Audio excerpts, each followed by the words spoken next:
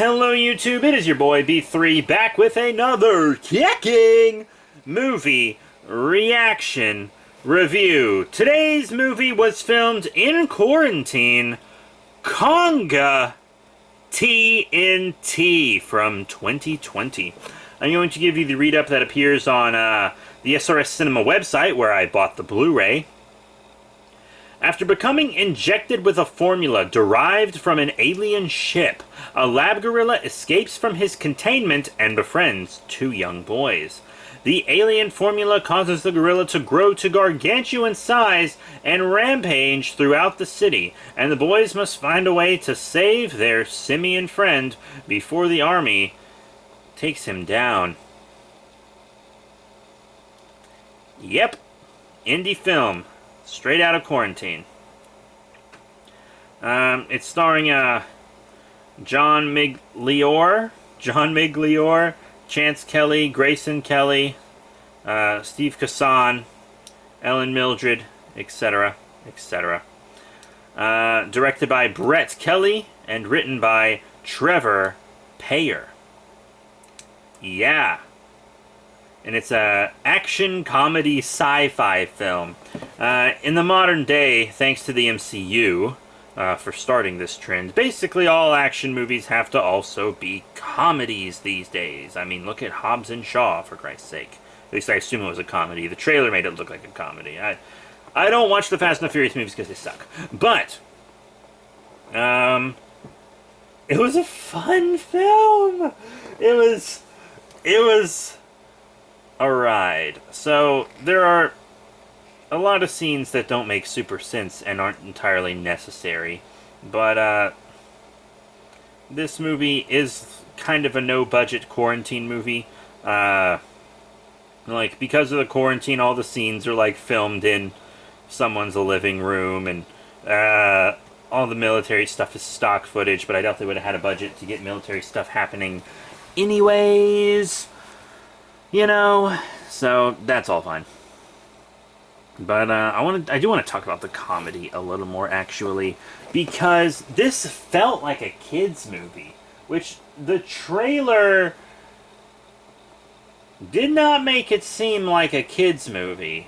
And then you get it, and it really plays out like it's 100% for children, which is fine. Children need movies too. It's all good. There are lots of children's movies that I adore.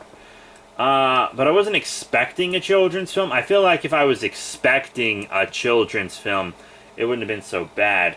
I mean, like, the way it hit me wouldn't have been so bad. Because I was expecting a monster-y kaiju, like, destruction film, and then I got a children's comedy. And the jokes are so terrible. The jokes honestly feel like they were written by a 4-year-old. They are terrible, terrible, terrible jokes. And it's, tone-wise, it's such a far cry from the original Konga, which I have reviewed. And it's not a sequel to that film, it seems. I think it's actually a sequel to the public domain Charleston comics, the Konga comics, which I know basically nothing about. I don't know if those comics are based on the horror film, but once again, I know nothing about the Charleston comics. But I do know about the original film, and this is so different.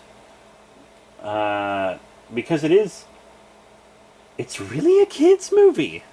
It really is a kid's film. Luckily, I'm not the type of adult that scoffs at children's movies, because they're good movies and they're bad movies, whether they're children's or adults, you know? But, Konga had a lot of charm to it. This is actually exactly the kind of movie I really want to make.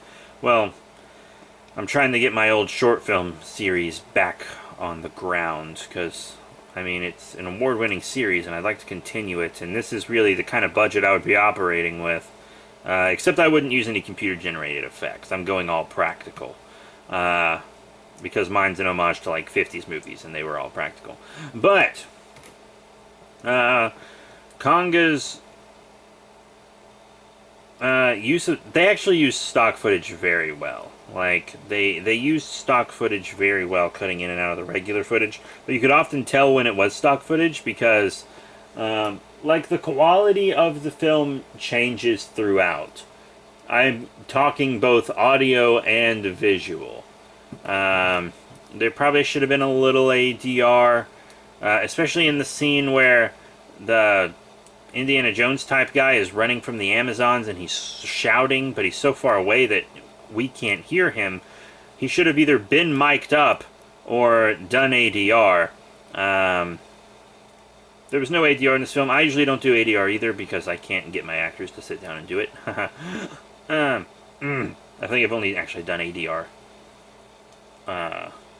on 2 projects. One, Love Ruth, which wasn't my project. It was just one I was working on. And 2, a Safari Sam video on the main channel. But Konga had a lot of charm. A lot of charm. It's not the type of film that I could really watch over and over. I'd say it'll probably be a while before I watch it again, to be completely honest. But it is enjoyable. If you have kids, I think you'll like it. The ending is... I really want to talk about the ending, because it's weird. So the military is shooting at Konga, who is just a guy in the cheapest gorilla suit possible, which is fine. Which is fine, because that's the budget I operate on too with my projects like that, so it's totally okay. But then, like, apparently the alien... there's an alien in this film too. It's alien stuff that made him grow large. The alien substance in his body that's making him grow leaves his body, so he returns to being the size of a baby gorilla. And the kids that found him recover him again, and the military officer sent to recover Konga sees the kids with him and sees how happy the 3 of them are, and then he tells his general he lost to the ape. And it's supposed to be like, oh yeah, he wants the ape to be happy with the kids, but as soon as their mom finds out they have a baby gorilla, she's of course going to make them get rid of it. And even if she doesn't, it's going to grow into an adult gorilla. And that's going to be a problem. It's going to rip those boys apart. Possibly. But it would be impossible to take care of. And so the movie ends with the boys taking the baby-sized Konga back home to live with them. And then luckily, I always watch through the credits of any movie I watch. Because, 1, it's respectful, and 2, I do like to look at who did effects and stuff, especially if there are practicals. And there's an after-credits scene for Konga that teases perhaps some other kind of monster, like the boys are just walking in the woods and they find an egg on a trail. So there is a sequel tease. And honestly, I want that sequel. I'm hyped for the sequel. I would love a sequel to this film. I think it would be very fun. But I do think they should maybe cut the comedy element, because it did nothing for the film, and every single joke was really, really bad. Also, this might have been a really good film to shoot in black and white. Like, maybe mess with that saturation a little bit. Because they used some tech that was a little older. But there was also footage of, like, modern-day military stuff. But they also used, like, a phone with a cord and a giant, blocky, fake cell phone instead of just using a real cell phone as a prop for some reason. And that would have kind of looked good in black and white. I think this would have looked great in black and white. But I totally understand why they did it in color. I believe the comics are in color, of course. Not all comics are in color, just saying. But, yeah, there is that. And if you go to the special features on the Blu-ray, there is a music video that is terrible. Really bad. The song's not very good, and the music video is not very good either. I used to actually make music videos for a living. When I made, Like my very first music video was for a platinum artist, so I'm a bit more of an authority on music videos. So yeah, the music video sucks, but the film is fun. I think your kids will enjoy Konga because it is a kid's film. I don't think they curse in it except for one instance where a guy drops his phone and it sounds like he says "God damn it," but I'm not entirely sure if he did or not. It wasn't funny either way. But that is it for Konga TNT from 2020. Definitely pick up a copy from SRS Cinema if they still have any available. I'm actually recording this film like right I'm watching this film 2 days after I got it, and I ordered it like as soon as it came out.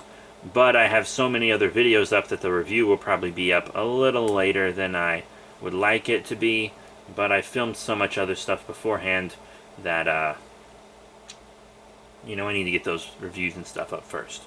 But that is it. Thank you all very much for your support. Remember to rate, comment, and subscribe. Check out all the cool links in the description below, Facebook, Twitter, etc. And check out Konga TNT. You can... I think the only place to really get it is SRS Cinema. So definitely swing over there. I think there's only like 200 Blu-rays, but if they sell out in a certain amount of time, they're going to like make 1,000 more or something like that. So it's indie and it's kind of rare. So definitely get a copy while you can. So that's it. Thank you all once again for your support, and I'll see you all next time.